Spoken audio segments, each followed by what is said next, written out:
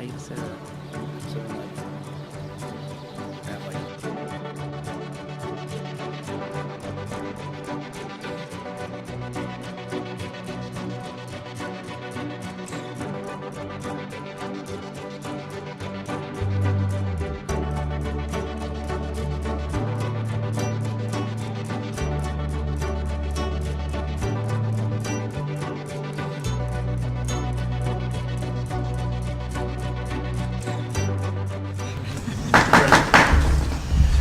I'd like to call to order the regular meeting of the Rutherford Board of Education for February 25th, 2019.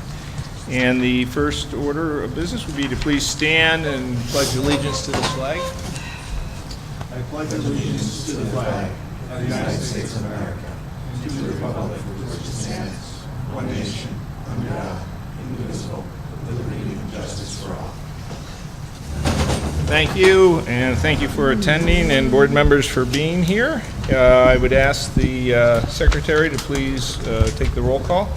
Mrs. Ahmed, Dr. Olati, Here. Mr. Healy, Here. Mrs. Jones, Present. Mrs. Librera, Here. Mr. Mazzone, Here. Dr. Racine, Here. Mr. Rowan, Here. Mr. McLean. Here. You have a quorum. Thank you. Thank you. The New Jersey Public Meetings Act was enacted to ensure the right of the public to have advance notice of and to attend meetings of public bodies at which any business affecting their interests is discussed or acted upon. In accordance with the provisions of this act, the Rutherford Board of Education has caused notice of this meeting to be published by having the date, time, and place posted on the bulletin board outside of the Borough Clerk's office, mailed to the Herald, South Bergenite, and Record newspapers, and filed with the Borough Clerk. Hard copies of tonight's agenda are available here in the meeting room, and the agenda is posted electronically on last Friday, before this meeting, at the district's website at www.rutherfordschools.org. Regular meetings of the Rutherford Board of Education will be broadcast without editing during a 2-hour segment as limited by Comcast time constraints on Tuesday evenings at 8 p.m. on the Comcast Public Access channel and on FiOS channel 38. A video of the meeting may also be viewed at our website, www.rutherfordschools.org. The video link can be found by opening the Board of Education link and clicking on Public Meetings and then clicking Videos. Any member of the public who wishes to view a DVD of this meeting may make a request of that in writing to the board's secretary. In your packet, board members, were the minutes from the regular meeting of January 28th and the executive session of January 28th. Are there any comments or changes needed for those minutes? Hearing none, we ask the secretary to please enter them into the record and post them. We have several, we do not have a student representative this evening, so we'll move past the report from the student representative and go to,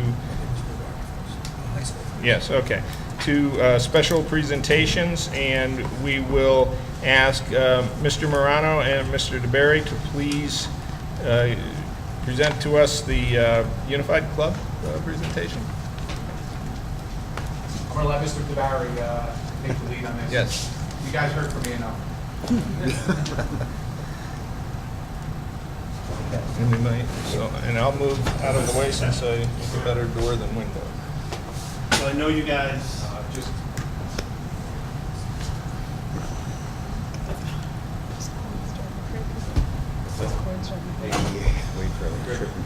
I know you guys have a long night ahead of you, so try and go quick, all right? So, Play Unified Rutherford. Jack had come to me, I guess, early in the summer and expressed a desire to kind of partake in this unified movement, which was started by the Special Olympics. So early in the summer, I met with Mr. Hurley, I met with Ms. Owen, and we kind of understood that high school was absorbed in the MD class that was coming up from the middle school. So we wanted to do something where we can include those students better into our building, all right? So early in the summer, we applied for a grant from the Special Olympics. Okay?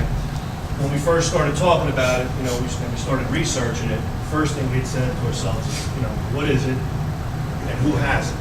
So as we started to research it, the first thing, you know, I figured out was the best program in the state is Old Bridge High School. okay? And fortunately for me, a kid I grew up with is the principal, so I had some kind of a connect, and somebody has a blueprint on how to do this.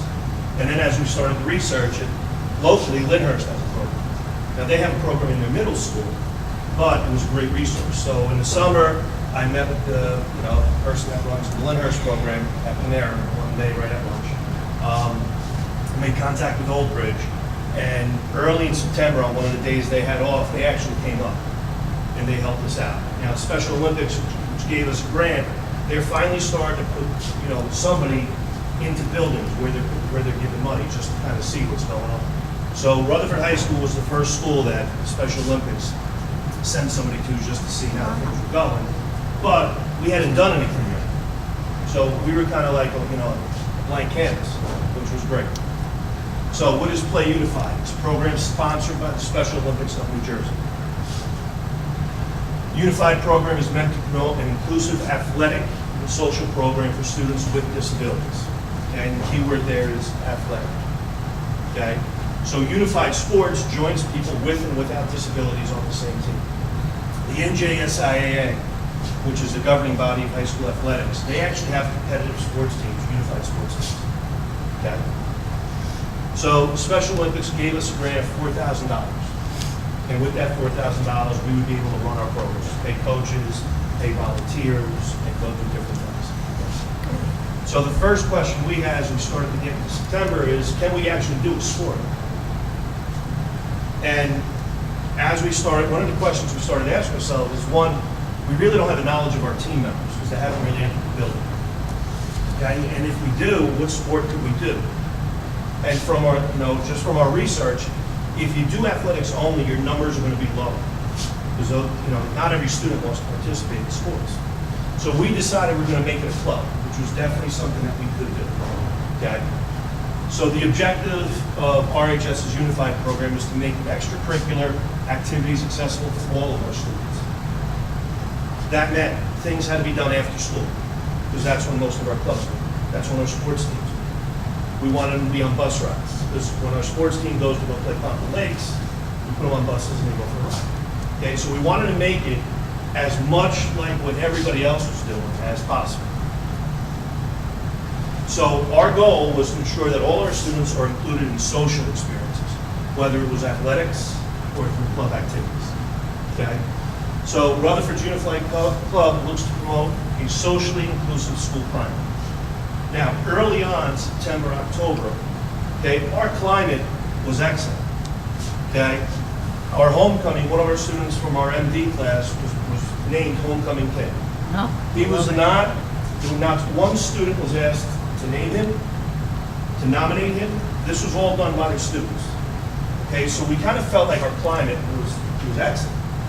Okay, so RHS is dedicated to thought that students of all abilities have the opportunity to succeed academically and socially. So we started to kind of transition from sport only to more club, and with club came more social. Okay. At Rutherford, Unified teammates of higher abilities serve as mentors for students with lower abilities. So for our students with lower abilities, we pair them up with a student of a higher ability. So we have one athlete and one peer. So everything is paired off, an athlete and a peer. Okay. Unified Sports was found on the simple principle: training together and playing together is a quick path to friendship and understanding. So it was important for us that we would mix up our peers, because as kids walk through the hallways, we wanted different kids saying hello to them. Okay, and they always did, but now it's just like, not hi, but it's hi Diane. And there's some type of a connection. So we try to mix our peers up regularly. Okay? Rutherford Unified Club is about promoting social inclusion through both sport and club experiences. Here at Rutherford High School, everyone knows that inclusion matters, okay? Those students just want to be included in doing what everybody else is doing. So, one of the first things we did is we started what we call our Heroes Lunch program. A lot of those students don't have the opportunity to leave the building for lunch. Okay, they stay in the building, okay, which is fine. Okay, my son is one of them. All right? But what we did was we piggybacked off the Heroes and Cool Kids program, and what we started to do is we started to ask 4 kids to stay back every Tuesday and every Thursday, and have lunch, okay? First, before we got our Heroes and Cool Kids up and running, I was just asking 4 people in the hall, kids that I knew, kids I was comfortable with, if they could stay back, okay? After about a week and a half, I had people asking me if they could, okay? So what happens is they stay back, they eat lunch, and then they either go upstairs or they go into the gym and they either play a game or they go into the gym and they play some type of school. Okay, so that's something that we started to do early. In the beginning, it was just girls. Okay, then I said to one of the girls, hey, it'd kind of be cool if we kind of get a boy or two there. And then that started to happen. So we kind of have a pretty good thing. It's called our Heroes Lunch Program every Tuesday and every Thursday. They're playing a game headbands here upstairs in the classroom. Okay? Again, early on, we hadn't really gotten the club up and running yet. This picture looked a lot better on the computer. But figuring it was going to be their first high school pep rally and wanting to make those students feel more connected with the building, I asked Coach Howell and Coach Dunn, do you guys have any extra jerseys? So sure enough, they had extra jerseys, so I asked the coaches if they could come up and present our MD students with football jerseys that they could wear to pep rally. Because all the football guys have those, the jerseys on. And they did. Coach Dunn came up with 10 football players. Every player had a jersey, okay? They presented them to the students. Students went to the pep rally with their football jerseys on. It was a great, great thing. There's a picture of everybody with their jerseys on, okay? So early on, we were able to kind of do things that kind of made the class that we had absorbed feel like we were more part of the building, okay? Every club has a committee, a leadership committee. So our peer leadership committee, what do? They meet at lunch, okay? They come up with the ideas for the activities that we're going to do. And just like every club, okay, we have a president, a vice president, and a secretary. And back to what I had said before, okay, we always have them in pairs, okay? We have one athlete, we call him an athlete, and one peer, okay? So you're building more connections, you're building more relationships. First event we ran was upstairs. It was a cooking event, okay? Ms. Caffiero was great. She helped. She bought all the ingredients. I believe we had about 26 kids upstairs, and then we cooked. Okay, and there you can see right there. There's people, there's helping, there's camaraderie, okay, and there's friendships being built. Okay. Again, another photo from the cooking event. We printed up certificates for every participant. We presented them, and it was a great, great event. That was the first thing that we had done. Next event we did was, if you've been over at the YMCA, they have that, if you're ever downstairs, you can see they have this thing called Extra Games up top, and it's almost like it's a Wii, the Wii, Nintendo Wii on steroids. It's interactive, it's athletic. Again, we took a bus there, which is something that was important to us. We had our pairs, our athlete and our peer, and we actually made teams of 4. And we tried to make this a little bit more competitive. So this wall lights up, and the students have to hit where the lights go up, and they have to kind of work quick because things are always moving, and it keeps score, okay? So this was our first kind of venture into athletics. Numbers were slightly lower. This was an athletic kind of thing, okay? But, this is a game we have to pick up balls and put them into like these big shoots, and it keeps points, and it was competitive, and they enjoyed it. There was a lot of excitement, okay? The YMCA was great. They were accommodating. They did everything they could to help us run the event. It was a great success, and that's our whole group at the bottom. Okay, we had planned football in November, but it rained both days that we had planned to run football with our football team down at the field with cheerleaders. We didn't plan on running on 2 Mondays and a rain both days, but it still was a plan. Okay. Our clubs do community service. I believe we had 6 different clubs do community service this year. So we, figured, hey, let's start doing something. So we had a used toy drive. We had 2 bins by the choir room upstairs where we were collecting coats, used clothes, toys, shoes. So our students would go down, they would separate, they would organize, and I believe we were able to give away 12 bags of used toys. Police pick it up, came and picked everything up, and they delivered it to where they had to go. And again, that was something like the other clubs do community service. It was something that we wanted to do. We wanted to make it just like everybody else's club. Okay? I went over to Board and Brush. They set up an event for us. That was our 4th event. Again, athlete, peer, helping. It was a great event. We took a bus ride there. parents picked them up at Board and Brush. Every student was able to make a board, okay, or every group was able to make a board, and they went home with it. That picture has been blown up. It's in my office right now. I think it's a great picture. Wonderful. And I think it really shows, if you look at the smiles on the kids' faces, it really shows what our club is, our unified club is. Just recently, we sent our unified club to the Youth Leadership Summit, which is run by the Special Olympics. It was held down in St. Elizabeth College. It was an opportunity for them to meet with other unified clubs. Okay? They came back with some great ideas. We have a meeting scheduled for Wednesday, and we're going to talk about those ideas and the things that they want to do that came from this summit. Okay? And that's our group with our teachers, at the Leadership Summit. Okay? Upcoming events. On Thursday, we'll be running a basketball event downstairs in the gym with the girls' basketball team. That's great. Okay? So we're looking forward to that. And in March, I said earlier, I had a contact in Lyndhurst, because when I was doing my research, so I knew Lyndhurst was doing something. So we're actually going to try our first competitive event, kickball. We're going to jump on a bus. We're going to go to Jefferson School in Lyndhurst, and we're going to compete. We have been practicing in the gym, okay, trying to get ready for our big kickball event, okay? So, our T-shirts, okay, you saw the unified slide early on. We have T-shirts for every student, okay? And on the back, this is the design the kids picked out on the back, revealing the champion in all of us, okay? After we run an event, okay, we've empowered our athletes. We said, hey, listen, if you feel like your helper deserves it, you're allowed to give them a T-shirt, and they will almost always do. So, that's it. Wonderful. You guys have any questions, anything I can answer for you? Mr. Barry, I'd like to just add one sentence. 5 years ago, Ms. Rivera asked me in the interview and said, how do you know if you have a good high school? And I don't want to hear a testimony. And right here is how you know we have a good high school. And Mr. Barry's not exaggerating, that we do our own lunch duty, and we're sitting down here, and kids will come up and say, can I take Thursday? Can I do this on Thursday? And it's, the captain of the basketball team or the football team or the baseball team. So the climate and the culture that we have here at the school, and it's proof, it's in the pudding, as you can see, this program has taken off, and we just started in September. So 5 years ago, there's your answer to your question Oh, right I there. love it. Very good. Nice job. Great program. But how'd you get the job without answering the question 5 years ago? You're hired. Does anybody have any questions?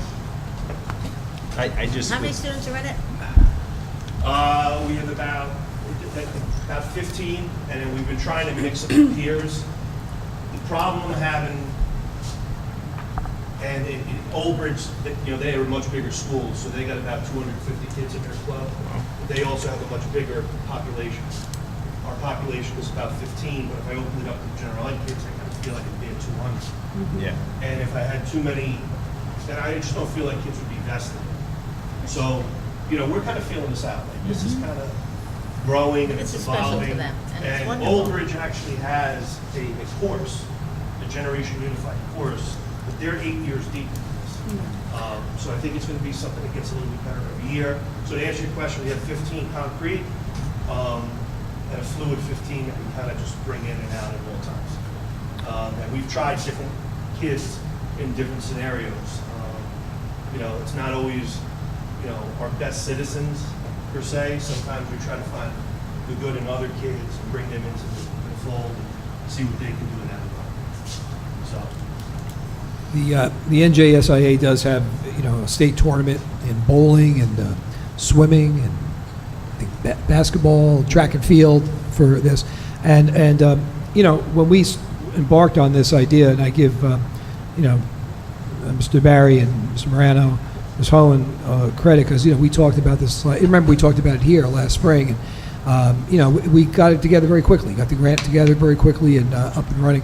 But I think the idea of kind of wading into this and not making it a bowling team or a track and field team to keep certain kids away and let it just kind of organically develop so that as time goes on, it may very well develop into a track and field team, but at least we'll find our way.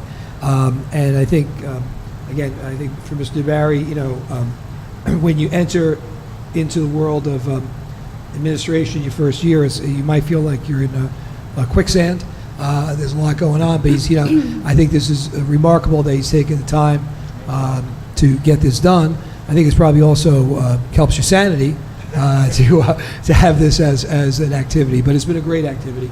And I'm just happy again that these ideas, when you see them come to fruition and succeed, it's a good feeling to see the work that they're doing and the kids are doing to make this work. So thank you. Thank you. Great. I would just like to say, I'm sure the entire board shares the feelings that I had sitting there, is that, this particular area is something that really makes us feel privileged to be associated with our school district and the staff that we have. The very first thing that I think about is how, and we do this systematically, we reach outside of our area and we look for best practices. And we're not at all shy or concerned about stealing the best practices we can find. And that's great. And then as Mr. Hurley said, to organically turn them into something that is meaningful for us. And it's the spirit of inclusion that you're giving this group of students, and the understanding of inclusion that you're giving the other students is very positive, and I'm optimistic that it means a generation from now, the political environment, the news environment, everything will be more inclusive, and it's because of the work you're doing. So thank you. Thank you. I just have one question. I completely agree. It's really just inspiring to hear the story of how you've been able to develop this in such a short period of time. Do you think this is a model that could work, and once it grows a bit, do you think it's a model that could work in some of the other schools in town? Yeah. Lyndhurst has a middle school. Mm-hmm. Their population is pretty big in the middle school. They don't have it in the high school yet. Mm-hmm. So we're, the woman's name is Felicia Lott. We're both kind of playing off each other right now. So she's trying to see how I'm doing it in the high school. Mm-hmm. And I'm taking her ideas and kind of going places with them and kind of following her lead a little bit. So definitely. Excellent. Yeah, when we started the conversation with Lyndhurst, Lyndhurst has students who come to the Bulldog Academy. We had talked about this, and they have a strong MD program. In fact, similar to the Bulldog Academy, they have an off-campus place where the kids go for some of their life skills. We toyed with the idea because the class that Mr. DeBarry referred to was in Union School, but by the time we really could develop this, we're going to be in the high school. Now, next year, there will be an MD class in Union School. I think we're just going to see how this goes. The NJSIA obviously wants it to be a high school program, but the club can be at any level. And I think as our goal has been, to bring students back. Remember, we have a grade level of students from preschool 3 up now to 3rd grade. So as that program continues to grow, it would be nice if this program could be there for them. Or without the formal, look at the culture, culture gets created by things like this. We don't necessarily need the Special Olympic grant to run this in Lincoln or Washington or Pierpont once the culture is established. So I do think this will grow. One of the ideas we actually had, we've already kind of talked about it, not knowing what to have down the Union is, like I said to you before, we have an athlete and a peer. We always pair them up, athlete and peer. So at some point down the road, if we ever did peer up with Union School, our students that we have here could now be in the leadership role to the younger kids. And that's something that we'd thought about. If we had ever gotten it, that's something that might happen. That'd be great. Excellent. Wonderful. Thank you again. Great job. And Mr. DeBarry, I know your basketball team and your son is playing in the gym, and I know you're anxious to get back there. So I give you credit for being calm and patient and provide the report. All right. Good luck. Good. Thank you. Thank you, guys. Have a good night. Good night. Great job. Thank you. So we'll move then to our next special presentation, which will be a presentation of the annual report of the district audit by Mr. Robert Marone of Bowman and Company. Thank you again for allowing me to be here and actually asking me to delay, because that was a great presentation. It was, you know, these are numbers, everything goes in here, but that's the spirit of the whole school. So that's pretty neat presentation. Pleased to report that the audit is completed and that there were no findings and recommendations. So that's a very positive step. We started our work, our field work, just to give you a little time frame, at the end of September. We were finished probably at the end of October. And now it's the end of February. So what happened? It's been ridiculous as far as we're concerned from an auditor standpoint. We've had to delay issuance of the report, and your district is no different than the 500 other plus districts in the state of New Jersey. And it's all about reflection of an expense and a contribution that the state makes on behalf of the district. And that's really what the holdup was. It's called OPEB, if you've heard those initials before, which is the other benefits, total other post-employment benefit obligation. It's a mouthful, but that's basically what it is. So that really delayed the issuance of all the reports, but it really doesn't affect what you're going to be working on this evening and going through over the next month, your budget. It's not something that you can be budgeting for. It's, again, an expense that basically has to be reflected because the state contributes for that. You pay your pension bill, which is normally paid in April of each year, and you also get another on-behalf contribution from the state in form of state aid that you see when you have these other teacher pension annuity fund payments. So there's a lot of on-behalf information. Your concern is really looking at the budget and looking at your surplus and, going forward, budgeting the amount of surplus that you've generated over the years. So last year you were, you finished with an increase in your unreserved surplus, but you also used a lot of your capital reserve that I'm sure you're aware of with the whole, some of the preliminary expenses prior to your referendum. So we handed out, or I guess electronically they were sent, the audit report. We tried that for the first time this year.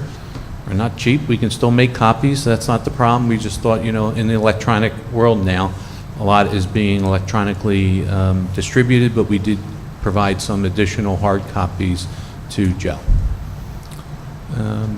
Any questions? So we get an A+? Well, we don't want to give an A. No, yes, of course. Of course. Yes, everything went very well. We got a lot of the cooperation.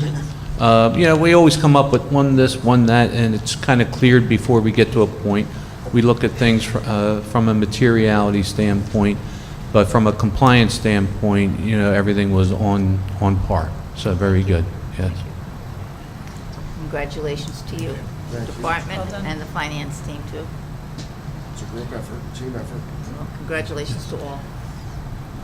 Well, it's a team effort, but 85% of the team's sitting to my direct right. I understand that. Great job. Thank you Great for job. running our business administration and office so efficiently. Okay. Thank you. Thank you. Great, thanks again. Thanks Have a for good coming. evening. Thanks, Bob. Stay well. We'll see you next year.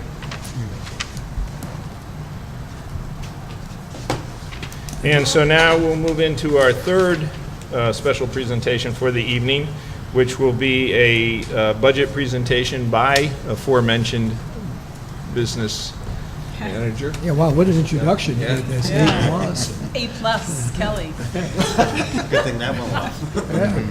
Pressure's on now. This report's got to be, I purposely avoided a number. I think what makes this most difficult, and I always try to avoid every year, because I know the conversation about setting up the budget usually starts in October or November or something like that, and I always try and put the brakes on because we're not finished with the audit at that point. So here we are tonight. The auditor was here to discuss 2017-18 results. We're here to discuss 18-19 activities, and now I'm going to talk about the budget for 19-20. So this is precisely what I try to avoid, but here we are. The budget, the Finance Committee met earlier this evening, and I did report to them that we are behind in budget preparation. We'll get there, but we are running behind because of other priorities. But anyway, we can go through some things here, and then the timetable will move pretty quickly from here on in. But the budget is, as we've said in prior years, it's more of a maintenance budget. There's no big surprises in here. We'll go into a few changes, but generally it's just building on the prior year's budget. So we're building upon the current program offerings. We're not looking to cut anything that's in the budget now. So we're looking to continue all of those. Of course, we need to provide for facilities improvements and maintenance and repair. We have some very old buildings here. They're in good shape, but they always need something.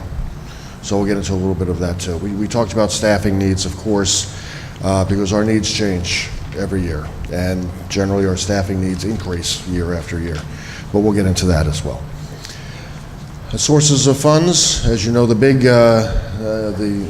gorilla here is the local tax levy. That's about 90% of our budget comes from the local taxpayers. So of course the board has always been very sensitive to that, but that is a fact of life. Other districts, state aid may provide the lion's share of the budget, but that's not the case here. State aid is approximately 5% of our budget here.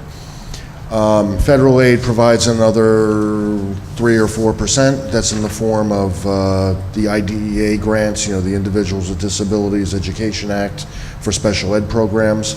Also the Every Student Succeeds Act, I think I got that right, that changes every year. The different title programs which are designed to help, designed to provide some professional development for teachers. They provide some additional support for children in need. It's targeted, it's not the word I wanted, but it's aid that's specific to specific purposes. And then miscellaneous, we'll get into that too. Those are basically funds that we've saved over time that we've now built back into a budget. Local tax levy for the current year, 18-19, is $41.3 million. That's the number you approved last year. And that's the number that the town is paying us every month, or a portion of that every month. There is an allowable increase to that tax levy of 2% a year, no more, although there is an asterisk there for allowable adjustments for specific purposes. In our case, you have a 2% cap. We can increase that $41 million by 2%. That equates to $827,000. And there are certain allowable adjustments. Generally, only 1 or 2 of them we are eligible for. The big one is health benefits. And what that does is basically recognize that health benefits increase at a rate greater than 2% that the cap would otherwise provide. So they provide a little recognition that the tax levy might need to increase to help support health benefits, which are out of our control. Another one we've taken advantage of in the past is enrollment increases. That was really the year that we initiated the kindergarten program. So that was, that it takes kind of a sizable event to trigger that adjustment. So this year, the state has not finalized their system yet, their budget system, but I expect we'll be able to take advantage of a health benefit waiver adjustment. I'm assuming the board is amenable to that, but I'm not anticipating anything else. So our base for next year, 19-20, is $42 million, $2 million. That's a math problem right there on the screen. There's nothing funky going on there. History of state aid, Dr. Racine, this one's for you. Dr. Racine asked if state aid ever goes down. So here's about almost a 20-year history of state aid. You'll see that in 2008, 2009, we got $3.1 million. Shortly thereafter, they slashed us and they cut us down to less than half of that. And now we're back up for the current year, 18-19, 2.668 million. That does reflect a sizable increase over the 17-18 number. I'm expecting this year's number to be consistent with that number, the top number, but though that information will not be out until next week. The governor's budget address is normally scheduled for tomorrow, the fourth Tuesday in February. By statute, it's the fourth Tuesday in February, and then further by statute, state aid numbers, the Department of Education has to release state aid numbers 2 days later. But he has gotten an extension. He'll be doing his budget address next Tuesday on the 5th, so we're expecting our state aid numbers on the 7th, and then we can tie this all up in a nice bow, I hope. So you see, there's a lot of volatility here, and if they do cut aid, and they have done that, and I have gotten no hints as to what might happen for 1920, but if they do cut aid, that means we have to either cut programs or find a way to increase the impact to the local taxpayers, which I know is not something that the board is looking to do, but any cut in state aid has real impacts to what we're trying to do here. In addition, I mentioned there were some miscellaneous sources of funds, excess surplus. This is the report that Bob Marone just gave. It showed, if you go into the details, $375,000 of excess surplus. So those are funds from the 17-18 school year that we did not spend. They are in excess, hence the term excess surplus. They're in excess of a surplus that we are required to maintain, which we do maintain. That's approximately 2% of our annual operating budget. And let me just touch on that too. So we are required to maintain a surplus of 2% of our annual operating budget. If we don't, we have to make that up in the next budget cycle.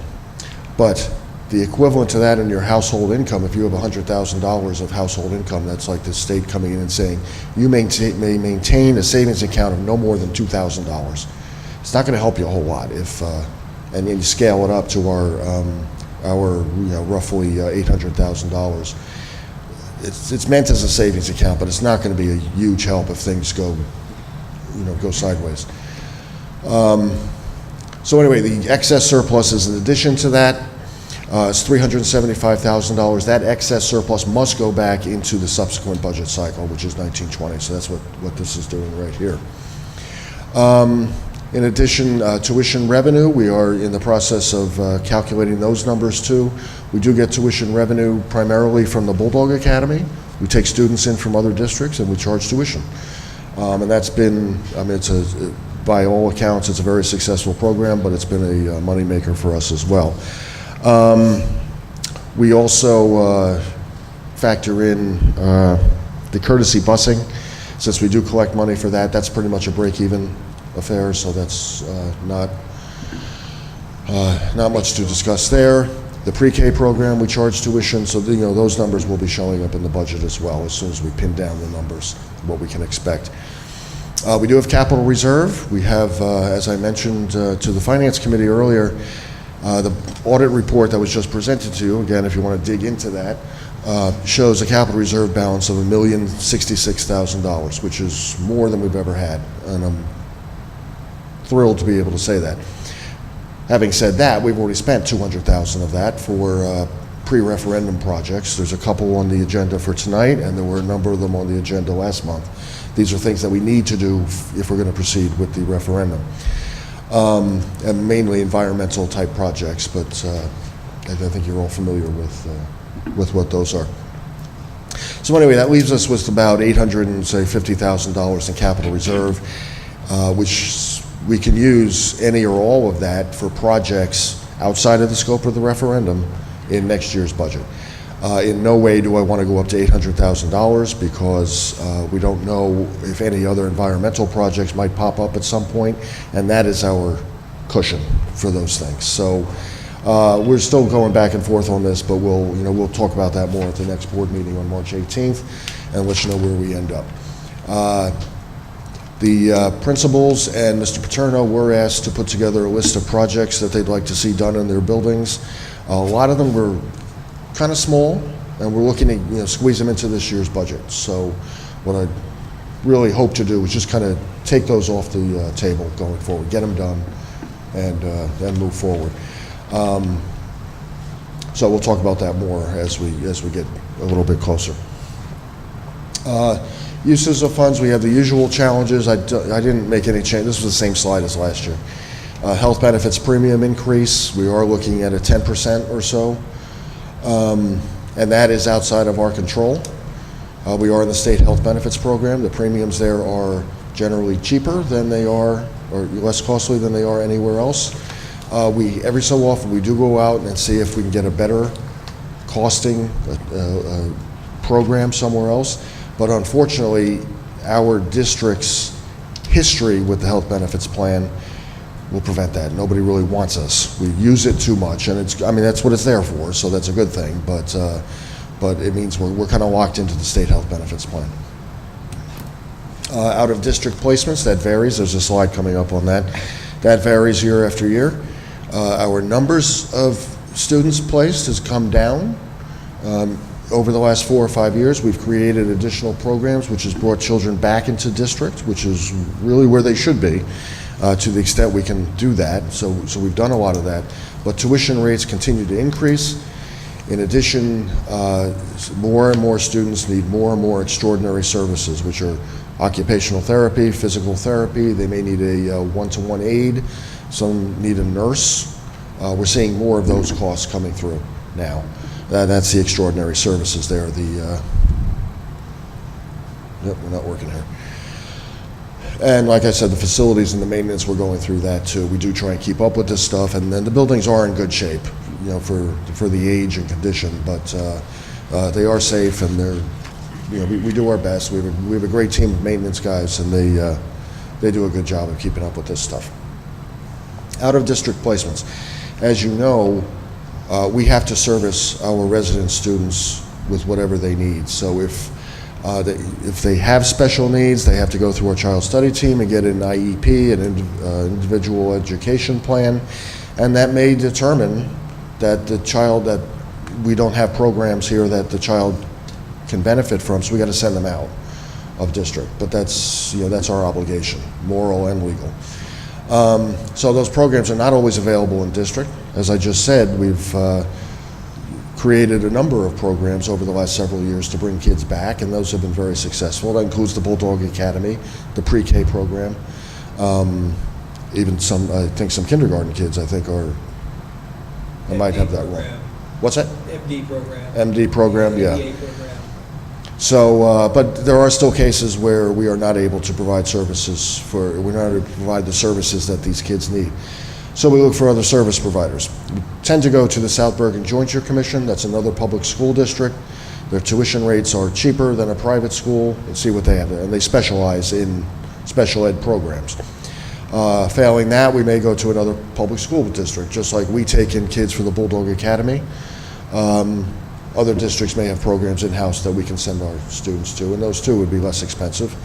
And there's no reason why they couldn't be just as good as a $100,000 a year private school.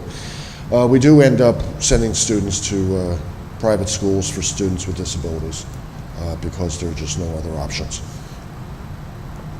Going back the last 15 years or so, the blue bars, the vertical blue bars, are the total tuition costs year over year.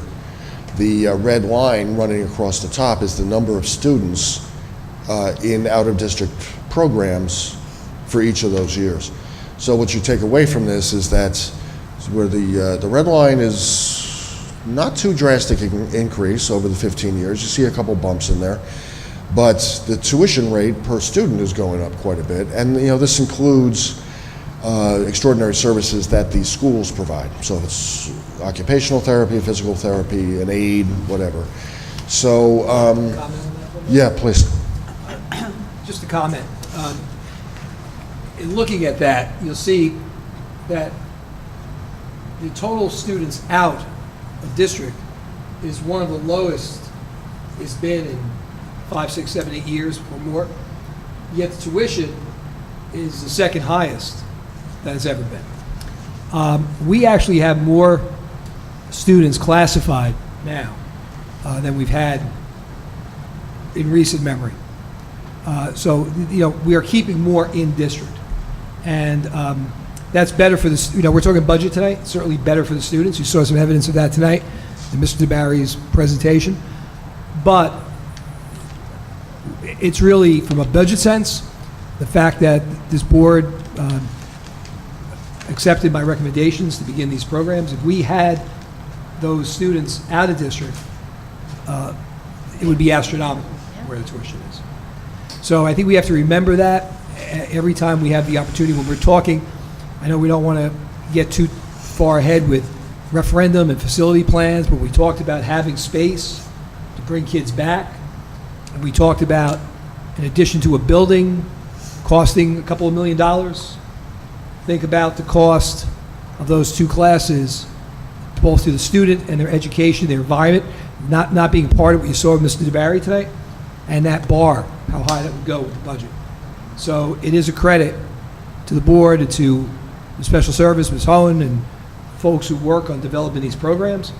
But when you look from the budget, it's astronomical the way tuition has gone up, that our numbers are so down so far, and yet the tuition's still up so high. That last blue bar there on the right is for 1920. That's what the budget looks like right now. That's about $5 million, which is over 10% of our total budget. So it's a sizable chunk.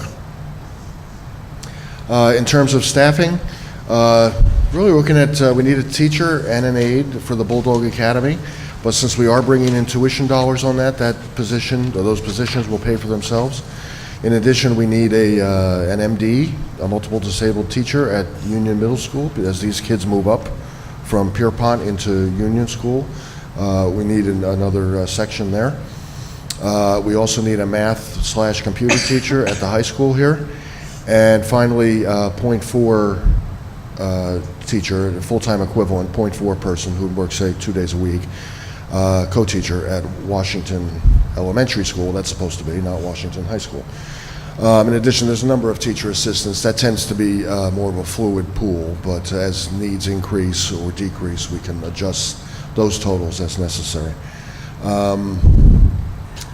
Other initiatives on facilities. We are looking to replace the roof here at the high school, the 1932 wing, which is the one closest to the corner of Elliott and Home. In addition to Yankee gutters at Union School, we had started that. That's a 4-phase project now. We got the first phase done last year. It was a big success last summer. That was on the Belford Avenue side. We're planning for next year, or for this summer actually, is the Springfield Avenue side. And then there'll be 2 more after that, but these were the 2 critical sides, and happy to get that done.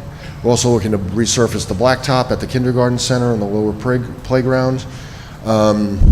We also, I don't have it up here because it's actually part of this year's budget, at Pierpont, the whole front lawn, which needs irrigation and landscaping. We're looking to do that in this spring. And then there are smaller projects throughout the district, which may be capital, or may just be from the equipment budget, or maybe just be our normal required maintenance budget, totaling about $90,000, and that's, that hits every school. So those are the big things coming through. And like I said before, the principals and Mr. Paterno were both all put their heads together to come up with a comprehensive list. So it reflects what the principals see and what Mr. Paterno sees from a infrastructure standpoint. So the next steps, March 7th, as I mentioned, we're anticipating state aid figures to be released. Asking for a finance committee meeting on March 11th. At that point, we should have all the numbers. There may be a couple open items there, but we'll have a much better sense of what we're looking like. We do have a board meeting scheduled for March 18th. I'll be looking for the board to approve submission of that budget to the county office, which is due by March 20th. And then we'll have a public hearing on April 29th. So that's a full month later, but the county office needs that much time to review it. So at that point, if the board approves it, that's the final approval, and we're ready to go for 1920. Any questions? Yes, Diane. One question on the kindergarten center. We were talking about removing the roof repair from the referendum. Are we going to do that? We have taken it out of the referendum plans. It's not critical that it be done this year, so it is not going into the 1920 budget. Hasn't been a problem, but it is at the end of its estimated useful life. So, we'll keep that in mind, but it's not going into the budget for next year. We are also looking at, we've had some leaking at the kindergarten center. In the front 2 classrooms on the first floor, lintel, there's some problems with the lintels up, but original, part of the original design. We're looking to get some of that done. I just don't have any prices on that yet. That's this year's budget? For the 1920 budget. The lintels need to be done probably throughout the whole building. That's going to be a prohibitively expensive project. So similar to the Yankee gutters at Union, we'll break it down into bite-sized chunks and do a little bit at a time. And, as Mr. Kelly said, and as we said in our Finance Committee meeting an hour ago, we're a little bit behind where we normally are at this time for a number of reasons. You're aware of all the things that have been going on with different aspects of finance, budget, between referendum and negotiations and CUSAC and, all the other. And referendum has a lot of other negotiations also going on, right? So, there's some of the things, like today we had an administrative council meeting where we went through a lot of the capital projects. Mr. Kelly and I met with Mr. Paterno for an hour or so, 2 hours on Friday, going over some of these. So there may be some adjustments to some of the projects that we're going to put forward in the budget. But keep in mind that when we're working under the cap or the allowable cap that we get, it's not a question of adding on to the amount of money. It'll be a question of if something becomes a higher priority, then we'll have to move something to a lower priority. So the lentils is an example of that. We're working on getting accurate numbers to take a look, and if that goes in, well, something else may have to come out, but that's a question of priorities. So we'll be ready when we have to be ready, and we're working at it, but we're maybe a week or two behind where we normally are. So, that's an area where some of the projects may flip-flop this year to next year.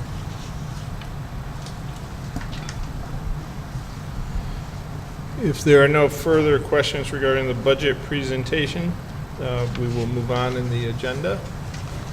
And we'll move to the report of the superintendent, please. Okay, just a couple of quick things. Registration, at the pre-K, we're pretty much full. For general ed, we have maybe 1 or 2 spots available, and so that's moving along very nicely. We do develop a waiting list for anybody who doesn't get in because of space, and we have utilized that list throughout the year. Kindergarten, we have, do a little quick math, about 94 students that have either registered or started the registration process. Last year at this time, we were at about 82. So we're kind of where we normally would be at this time as the registration process goes forward. You saw on the slide, Finance Committee, and we mentioned on the 11th, I also would like to have personnel meet that night at 6:45. I don't think we're going to need other committee meetings. If something comes up that we will need one, I'll let you know. So we're looking personnel and finance on the 11th. We'll confirm all that prior to date. I want to mention the academic decathlon team is competing in the state championship round this coming Saturday. I think it's now about the 10th year in a row, I'm doing that from memory, that they have come out of the regional, gone on to the state. This year they finished 3rd in the regional. They've been in the top 3 virtually every year.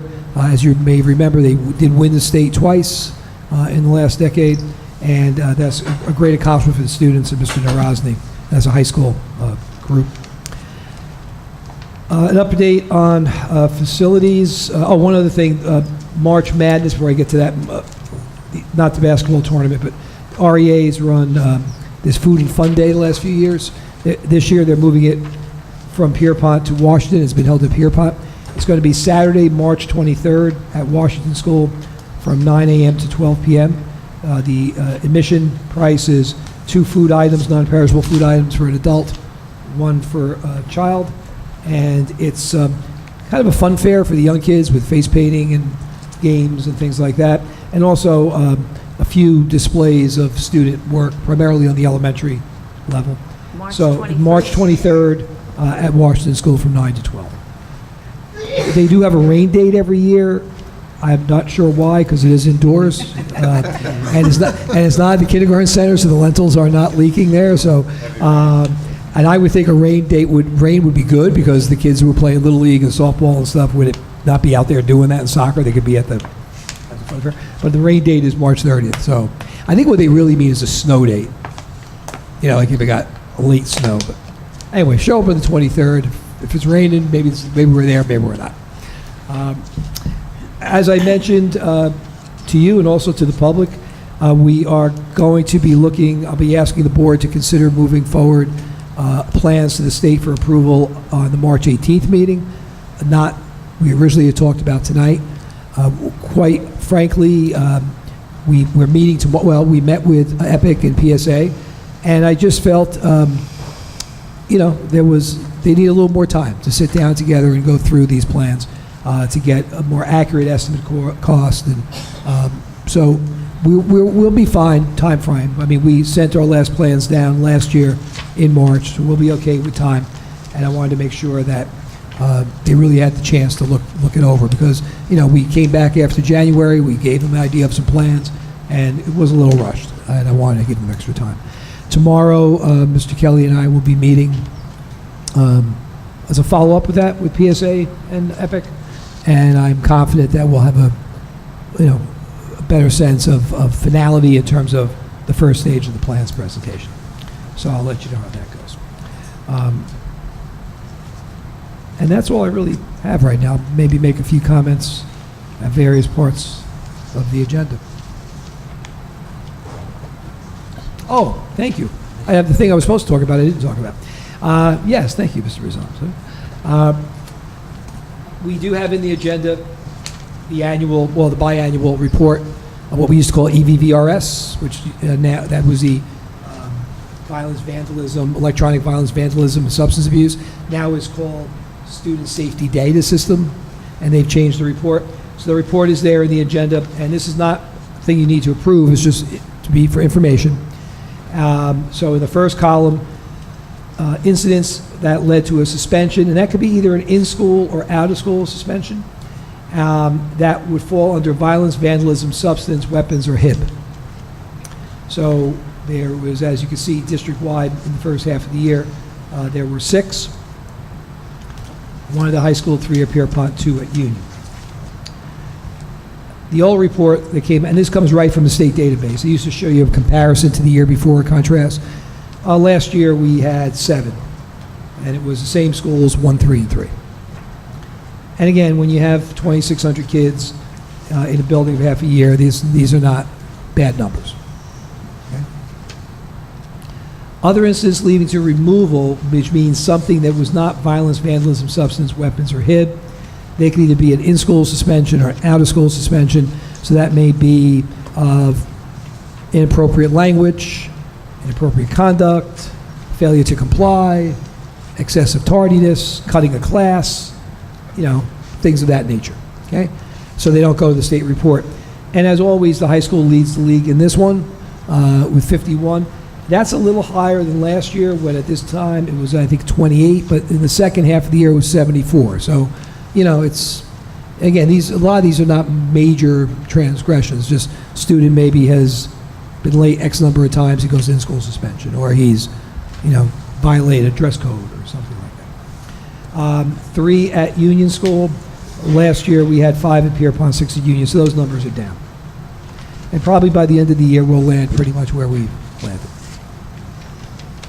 New sheriff in town at the high school too, maybe he's enforcing the rules a little bit differently, Mr. DeBarry. The HIB alleged, there were 3 alleged that were not, those are HIBs that were not found to be HIB.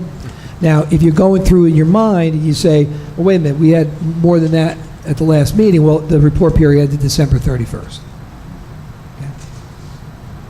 HIB trainings and HIB programs are items that we're doing training of faculty and staff, programs for students, or programs for faculty and staff to help raise awareness about tolerance and acceptance and how to avoid HIBs.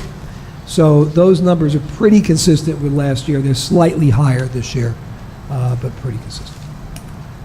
So that's the report. Any questions on that? No. And also, there's always the last word after I say it was the last word. Yeah, I did second send you, time yeah, well, we're going to go maybe 3. It's like baseball season's coming, so it's 3 strings. I did send you the mid-year goal report, and some of what I sent you was the interim goal report, and some of what I sent you was supplemented greatly tonight by what you saw. And I think we're in a very good place with all of our goals. Certainly the district goals, pretty much we've accomplished them. And the board goals, some of them are ongoing with negotiations and the state testing, and that we're trying to just wrap our head around, and this is changing every day. So I'm pleased to say that we're, that we're not paying lip service to all these goals, that we're making a lot of progress in all those areas. And now I'm really done. Okay. Thank you. So we move to report of the president, and given the fact that we're an hour into the meeting, I'm going to waive a detailed report. Just a reminder to anyone who still has their ethics statement to fill out online, please do that as quickly as possible. And then at 8:31, we will open the meeting to the public for any comment on an agenda item. It seems there are no members of the public wishing to comment on agenda items. We will close the floor to the public, and we'll move into new business where action is to be taken. With Mrs. Ahmed out, I failed to secure somebody who will present personnel. Mr. Rowland, would you be able to do that? No problem.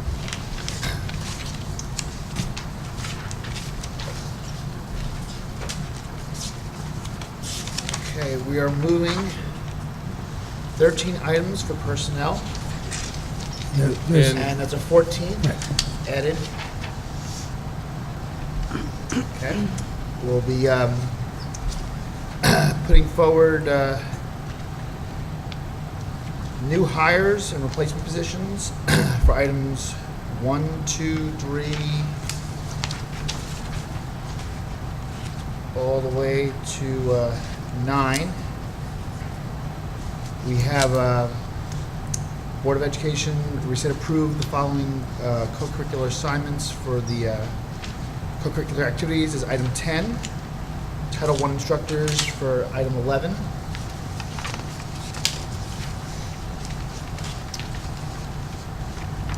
Twelve is an effective termination of an employee. Item 13 are travel reimbursements. And the added item 14 is an increase in hourly rate.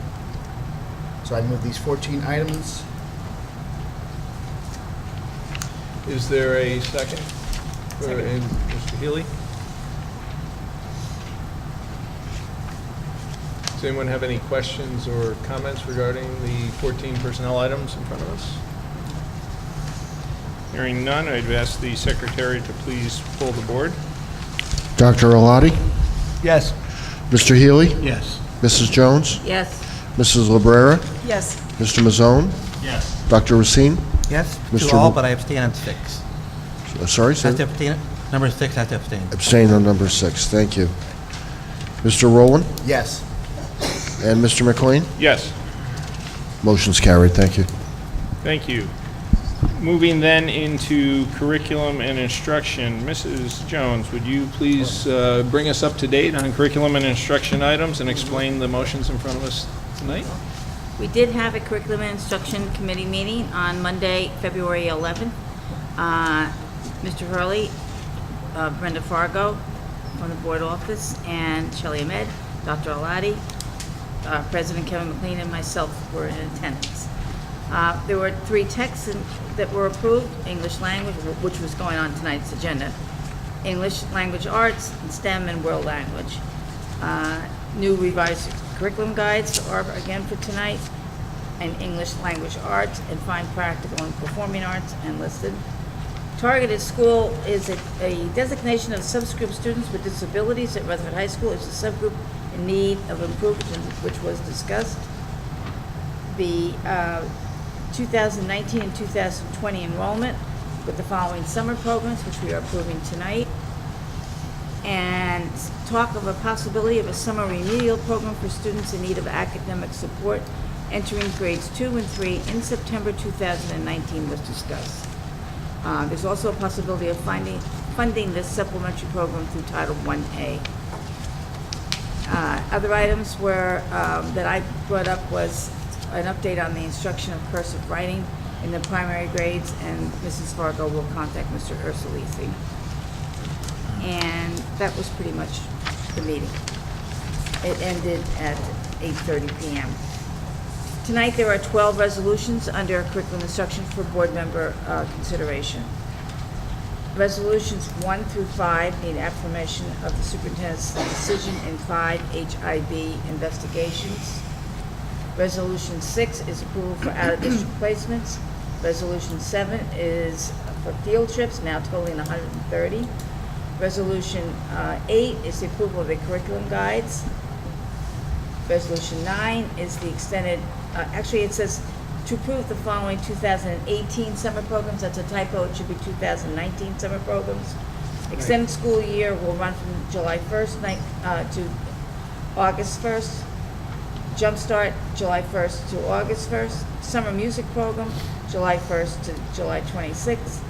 Summer STEM experience, July 8th to August 1st. And summer remedial program, July 1st to August 1st.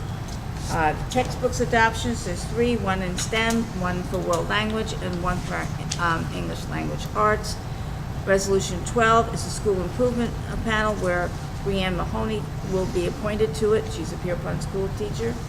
And Resolution 12 is to approve the overnight trip for one of our wrestling athletes and the coach to go to Atlantic City, February 28th through March 2nd.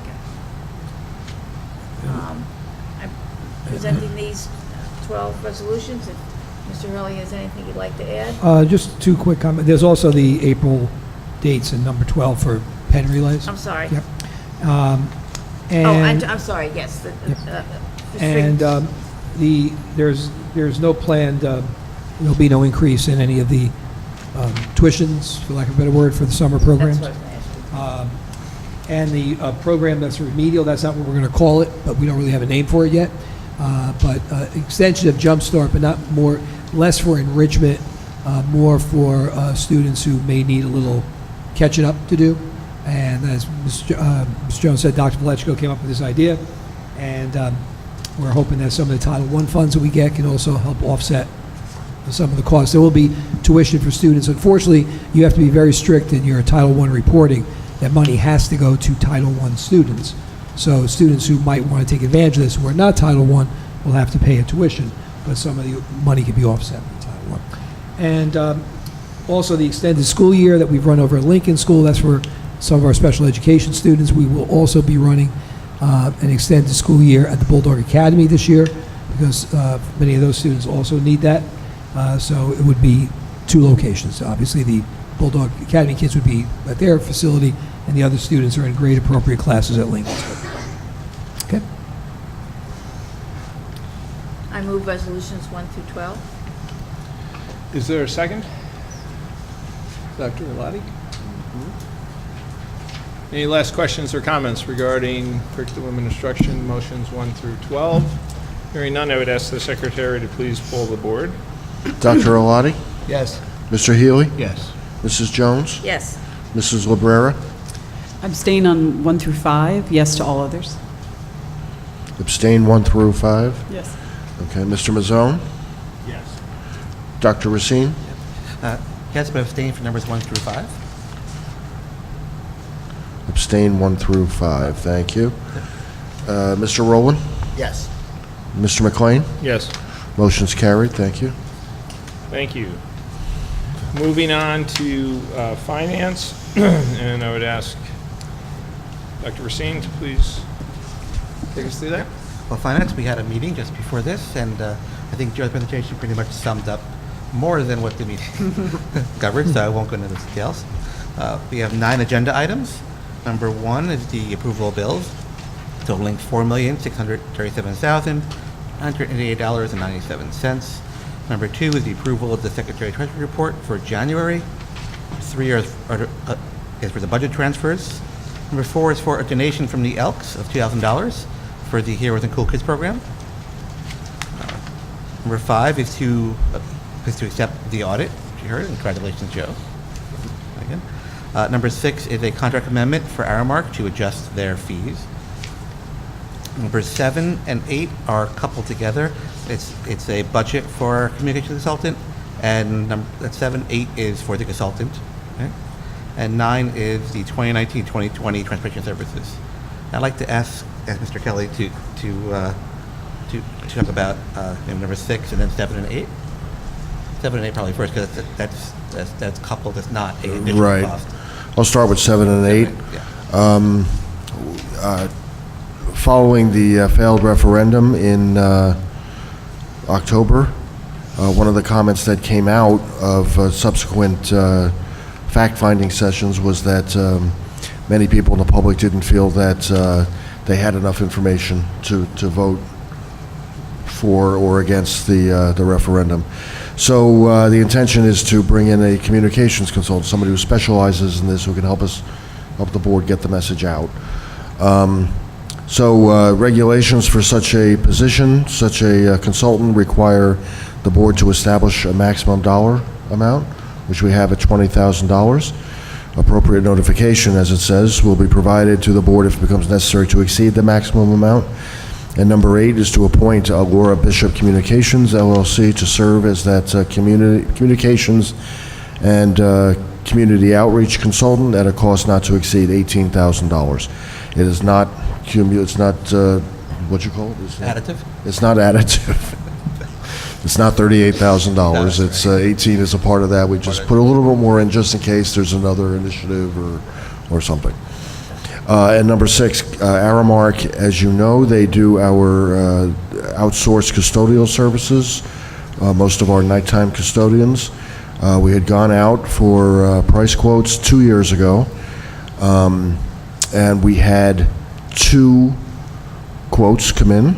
Aramark was the lowest. The other one was Pritchard, who we had used for at least 5 years before then. Aramark's quoted prices were significantly lower than Pritchard's at the time. We pushed back on Aramark and said, can you stand by these numbers? Will you affirm these numbers? Because there is a big difference, which is par for the course. That's what we normally do if the numbers just look a little out of whack. And Pritchard had been here for a good 5 years, so they knew what the pricing was for their organization. Aramark stood by those, by their prices. Well, they've come to us this year and said that they can't make this work. They're not making any money on this. Our initial reaction was, well, too bad, that's what you signed up for. But the fact is, with 90 days notice, they can pull out, and then we have to go through the RFP process again. Our consultants for this contract highly recommend that we accept this, have warned us that if we do go out to bid, which we can, and if that's what it comes down to, that's what we will do, the rates will not come in at this level.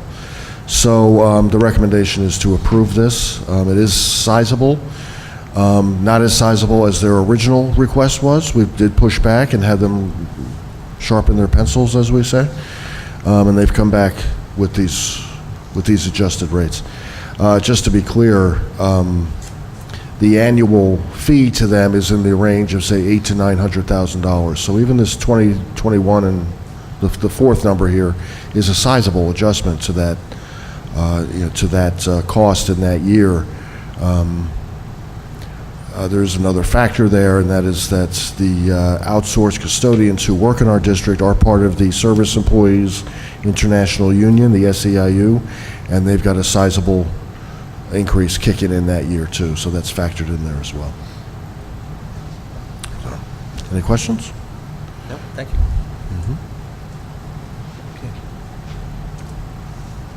No further questions on finance items 1 through 9? Is now officially move items 1 through 9? So they're moved and need a second for finance items 1 through 9. Mr. Mazzone? No last questions or comments. Ask the secretary to please poll the board. Dr. Alati? Yes. Mr. Healy? Yes. Mrs. Jones? Yes. Mrs. Lebrera? Yes. Mr. Mazzone? Yes. Dr. Racine? Yes. Mr. Rowland? Yes. Mr. McLean? Yes. Motion's carried. Thank you. Thank you. Moving then into policy. Mr. Healy? Yes, we did have a policy meeting on February 11th, 6:45 start, and ended approximately 7:20 p.m. Myself, Dr. Racine, Mr. McLean, and Mr. Hurley attended. The committee reviewed, discussed, and endorsed the mandated policies and regulations that we'll be reviewing tonight as a first reading. We also discussed two policies that resulted in no change to those policies, and one was Policy 7510, use of school facilities, and Policy 167, public participation in board meetings. Tonight, again, as a first reading, there's one motion with 16 policies and regulations as listed in everyone's notes, and I believe you have detail on it too. Mr. Hurley, is there anything to highlight? Or Hopefully you had a chance to look, if not at every item in terms of the policy, at the précis, the summary of changes that Strauss Esme provides, which I think is very helpful to the policies. The first, the policies up to school district security have some changes, mostly due to either changes in state agencies that oversee something, or standard, the change to from the Common Core standards to the New Jersey Student Learning Standards, things of that nature. The opioid antidote, the change was to have it available in high school extracurricular activities in the evening or the weekend. So what we did to adhere to that, it's very simple administration of the anti-opioid. So we had all the coaches and club advisors and band directors and the like trained by our nurse, so they'll have access to it. The commercial driver's license was simply a change again in some of the name of the state agency that oversees it. In addition to, I think, a very good move in that one, and also in the physical education, to remove specific references to what is covered in the law and simply say following the law with a citation, so that as the law changes, we don't have to constantly upgrade policy. Transgender students just was to change it to be in line with the most recent changes in legislation that came out of Trenton. So that policy includes those things. Things like, having, using the child's preferred name and not the name on the birth certificate and school records and things like that. School district security was just a policy that I went for that training, but there wasn't a policy to say that we had to have somebody, and now there's a policy. Below that, from the unsafe school choice down to the violence, vandalism, harassment, intimidation, bullying, and other offenses, that in all those policies, a change was changing it from that EVVRS I referred to before to the SSDS, which is now called. So I didn't even include those policies because it was simply the act change for your review. So it was all pretty straightforward stuff, and I think explained very well. Certainly, I think better than I explained it by Strauss Esme in what I sent you. So if there are any questions, if there are any, I'll try to answer.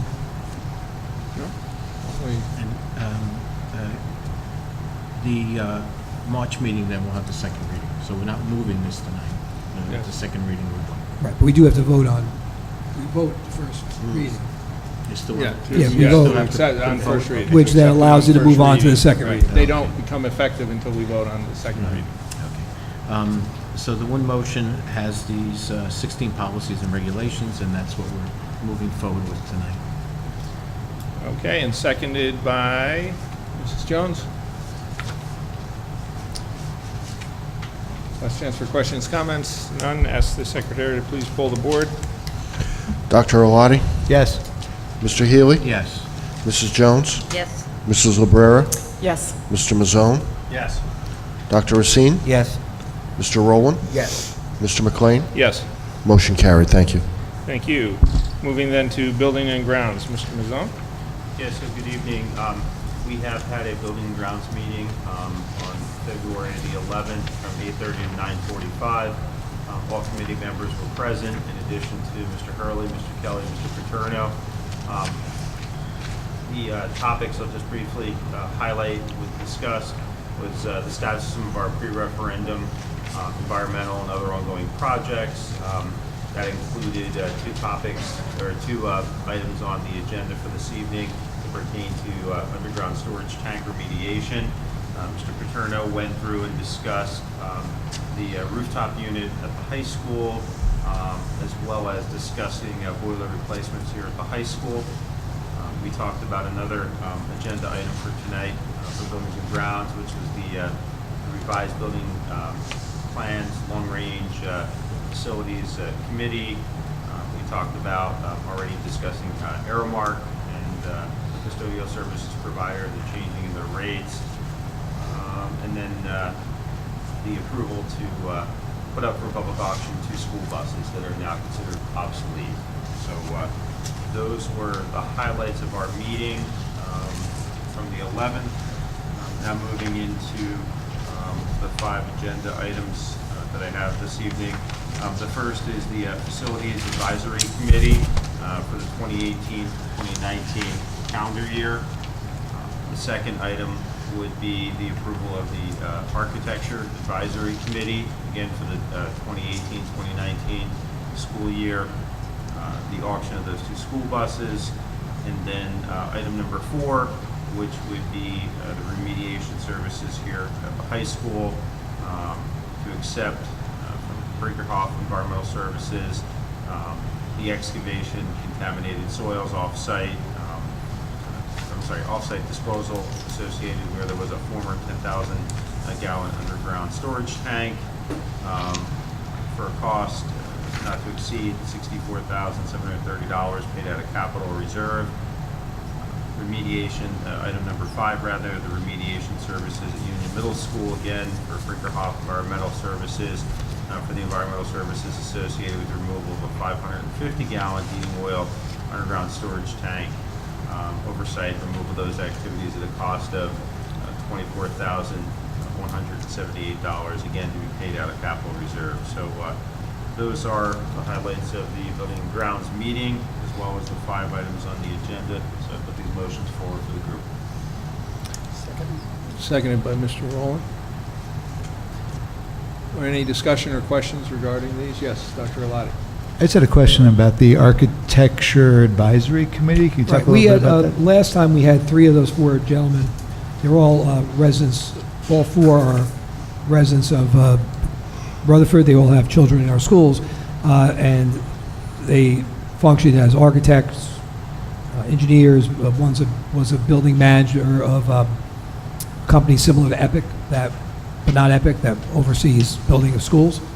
And we had added them to the Facilities Advisory Committee last time, kind of late in the game, to have them come in and meet with, they sat and met with architects and Mr. Kelly and I to review plans, just, to get a little bit of another pair of eyes and a little feedback and conversation.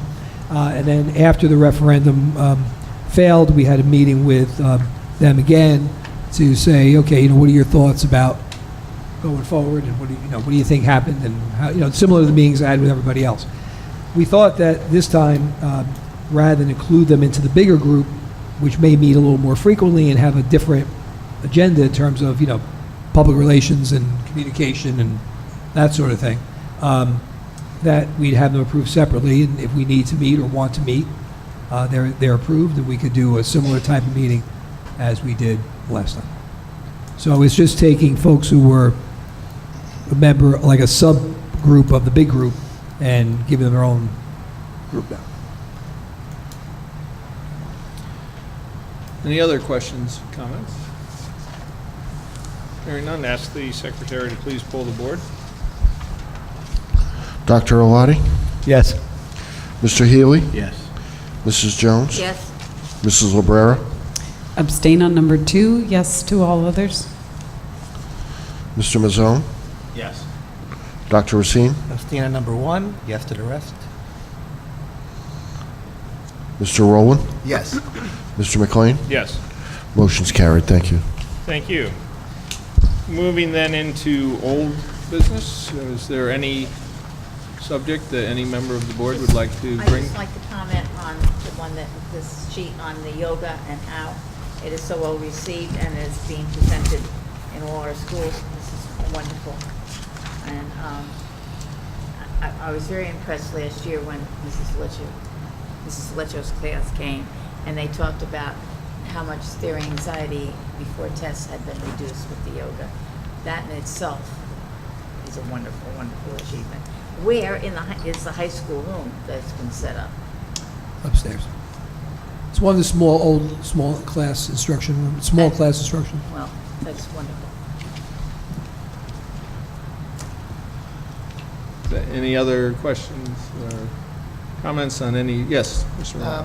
Informally, I had talked to a few people about maybe looking into changing to the smaller local banks as opposed to the large Wells Fargo, I guess, for example, banks with the finance committee. Mhm.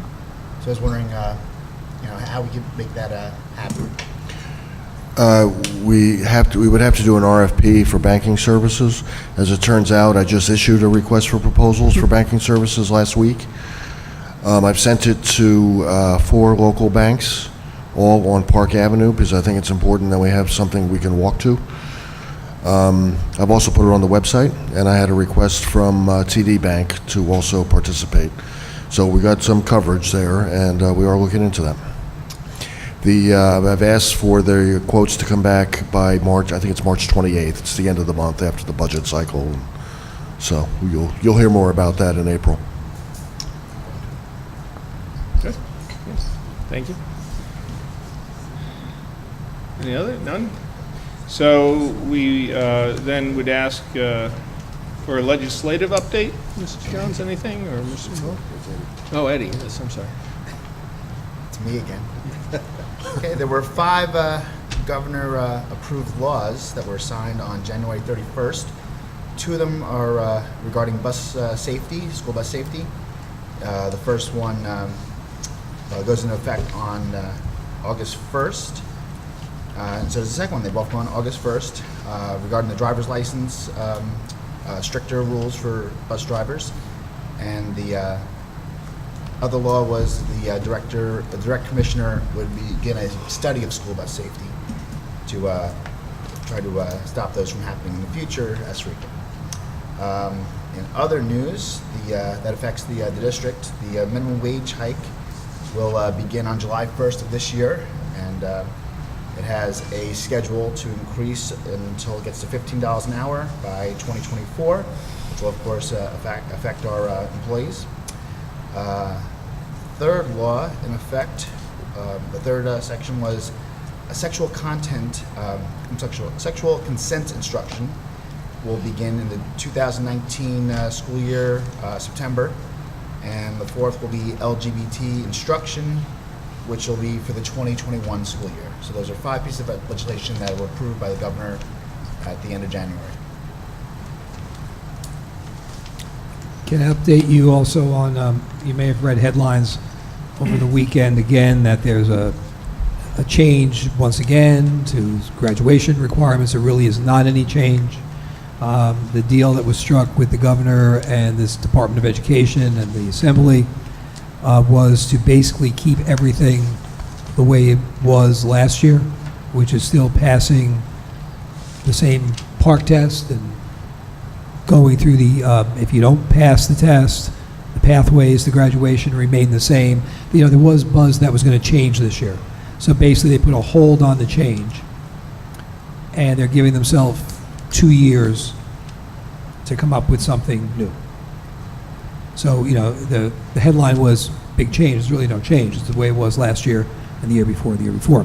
The one thing they are changing because of a lawsuit that was filed is the code never was changed when Park came in, and the code still said that the high school graduation assessment was to be given in 11th grade. And as you know, we have students who pass their math high school assessment for graduation in grade 8 because it's the Algebra 1 test. And the mandate was you had to pass grade 10 language arts. So the very legislation, the very regulation that the State Department of Education had us all schools follow was in violation of the code. So now, 6 or 7 years later, they're changing the code to say that the high school graduation assessment can be given in any grade. And my guess is going to be that when it changes again, a year or two, they'll have to go back in and change the code again to make it reflect whatever the grade level is. So, don't be misled by there really has not any change right now. It's status quo while they're trying to come up with a change. Other than the test is no longer PARC. I have to stop saying PARC. It's the New Jersey Student Learning Assessment, or something like that, and JSLA. Okay? So when I say PARC, I mean NJSLA. It'll be like our little code. PARC means NJSLA. Okay? Thank you. Thank you both. At 9:01, we will open the floor to comments from the public on any subject. And as there's no rush to the microphone, at 9:01, we'll close the floor for public comment. We do have need for an executive session this evening for 2 student matters and negotiations discussion. Need a motion? So moved. Moved, seconded by Mr. Mazzone, motion by Mr. Rivera. All in favor to go into executive session? Aye. Opposed? We'll be gone approximately 20 minutes, give or take, and no action to be taken.